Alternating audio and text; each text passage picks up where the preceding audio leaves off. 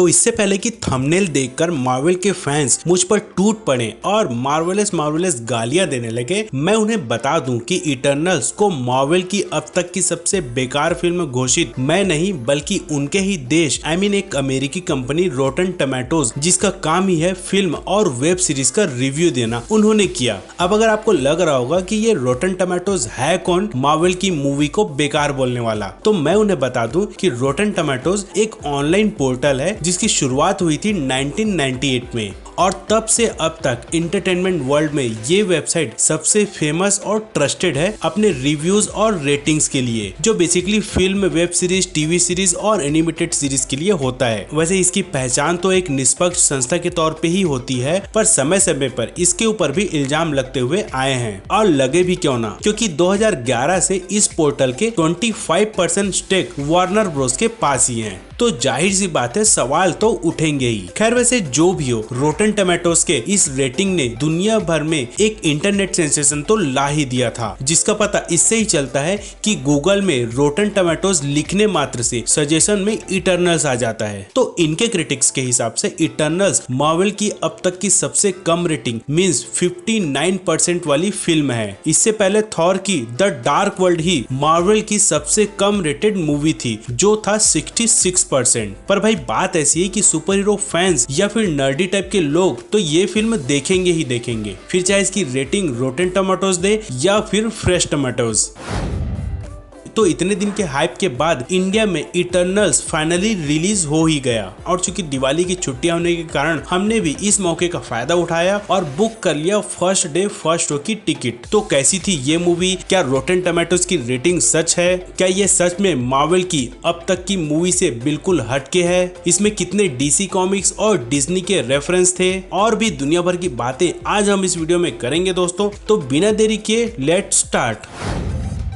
तो वीडियो की शुरुआत करते हैं मेरी कल की ही एक वीडियो से, जिसमें मैंने बताया था कि कैसे कुछ लोग मार्वल एंड डीसी के नाम पे बटे हुए होते हैं और एक दूसरे से बेवजह उलझते रहते हैं, पर इनके मेकर्स इनके ठीक उलट ही होते हैं। वो एक दूसरे के साथ काम करते हैं, एक दूसरे के लिए भी काम करते हैं। इनमें कंपटीशन की भावना तो होती है पर एक दूसरे का गला काटने का नहीं, जिसका सबसे बड़ा एग्जाम्पल हमें इटर्नल्स मूवी में ही देखने मिला, जब एक डायलॉग में गिलगमेश बैटमैन और अल्फ्रेड का जिक्र करता है और कुछ ही देर बाद फास्टोस का बेटा सुपरमैन का भी जिक्र करता है। एंड ट्रस्ट मी, ये दोनों पार्ट आपको एक्चुअल में एक अलग ही फीलिंग देता है और आपके जहन में एक सवाल भी पैदा करता है कि हाउ, ऐसे कैसे? क्या इसके पीछे कुछ बड़ा हिंट है? सो मैं कह सकता हूँ कि यस, कुछ तो बड़ा प्लानिंग चालू है, क्योंकि काफी समय से कुछ ऐसे ही क्रॉसओवर की न्यूज समय समय पे आ रही थी, पर कोई कंफर्म सोर्स नहीं था। बट इस फिल्म ने 100% तो नहीं पर कुछ % कंफर्म कर ही दिया कि भाई कुछ तो बड़ा होने वाला है। बट उस प्लानिंग और पॉसिबिलिटी की बात हम डेफिनेटली इस वीडियो में नहीं करेंगे, क्योंकि भाई ऑब्वियसली ये वीडियो है इटर्नल्स की।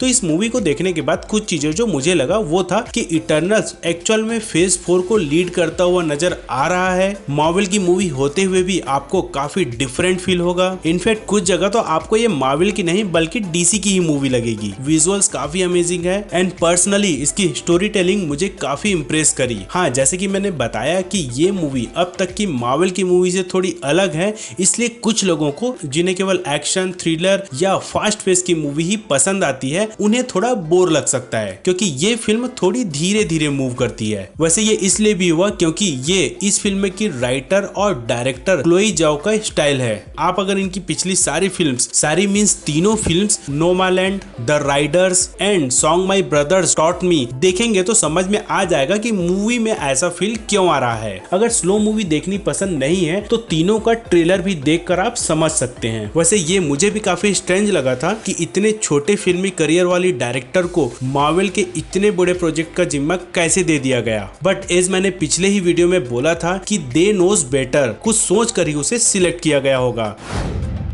अब अगर इस फिल्म को डिटेल में रिव्यू करें तो इस फिल्म में इटर्नल्स की ओरिजिन ही बताई गई है और उस पे ही ज्यादा फोकस किया गया है, इसलिए इसमें एक बड़े इवेंट या फिर कहें किसी बड़े क्लैश को बड़े ही स्मार्टली तरीके से टाला गया। वैसे फिल्म के लास्ट में आने वाले एक बहुत ही बड़े मेगा अल्ट्रा मैक्स प्रो फाड़ू इवेंट का हिंट दे ही दिया गया है, जिसके सामने एंड गेम भी एक मामूली सा इवेंट लगेगा। वैसे पिछली लड़ाई में तो थानोस विलेन था, पर आने वाले इस मेगा अल्ट्रा मैक्स प्रो फाड़ू इवेंट में सुपर हीरोज का साथ देगा थानोस का भाई एरोस, जिसे मिड क्रेडिट सीन में दिखाया गया। वैसे अगर आपको टेंशन हो रहा होगा कि स्पॉइलर फ्री बोलकर मैं तो खूब सारे स्पॉयलर्स दे रहा हूं, तो डरे नहीं, कम से कम इस वीडियो में तो मैं डीप एनालिसिस नहीं करूंगा, पर डेफिनेटली 1-2 हफ्ते बाद जब एटलीस्ट हार्डकोर फैंस इस मूवी को देख लिए होंगे तब एक बहुत ही डिटेल वीडियो जरूर लेकर आऊंगा। और उस वीडियो में डिटेल्ड ब्रेकडाउन के साथ साथ इस फिल्म में दिए गए रेफरेंसेस जैसे Star Wars, Tinker Bell, DC की भी बात करेंगे और जानने की कोशिश करेंगे कि आखिरकार ये हो क्या रहा है। अब अगर इस वीडियो के नेक्स्ट सेगमेंट में ये बात करें कि भाई फिल्म में प्रॉब्लम कहाँ थी, तो सच बताऊं तो मुझे फिल्म में प्रॉब्लम एरिया ज्यादा नहीं दिखा। उल्टे मुझे इस बात की खुशी हो रही थी कि मार्वल अब स्लाइटली अपना फ्लेवर चेंज कर रहा है और अपने मूवीज में एक्सपेरिमेंट करने से भी नहीं डर रहा है। अगर आप एंड गेम से पहले की सारी मूवी देखेंगे तो आपको कहीं ना कहीं एक ही टाइप का फील होगा, जो कि बहुत ही ऑब्वियस था। पर अगर एंड गेम के बाद की जितनी भी फिल्म और वेब सीरीज जैसे WandaVision, Loki, falcon and the winter soldier और व्हाट इफ देखेंगे तो आपको कुछ डिफरेंट ही फील होगा। और वैसे ही कुछ अलग ट्रीटमेंट इस फिल्म को भी दिया गया, जिसका क्रेडिट जाना चाहिए क्लोई जाओ को, जिसने एक्चुअली एक बोल्ड स्टेप या फिर कहें एक रिस्क लिया एक डिफरेंट टाइप की मार्वल मूवी बनाने का। हालांकि क्लोई के इस बोल्ड स्टेप का ही नतीजा है कि इसके मिक्स रिएक्शन अब आने लग गए हैं। कुछ लोगों को ये मूवी बहुत ही अच्छी लगी तो कुछ लोगों को एवरेज। बिल्कुल बेकार तो उसे ही लगेगी जो पहली बार कोई मार्वल की फिल्म देख रहा होगा। पर आई एम 100% श्योर मेरे सब्सक्राइबर में से तो ऐसे ज्यादा नहीं होंगे,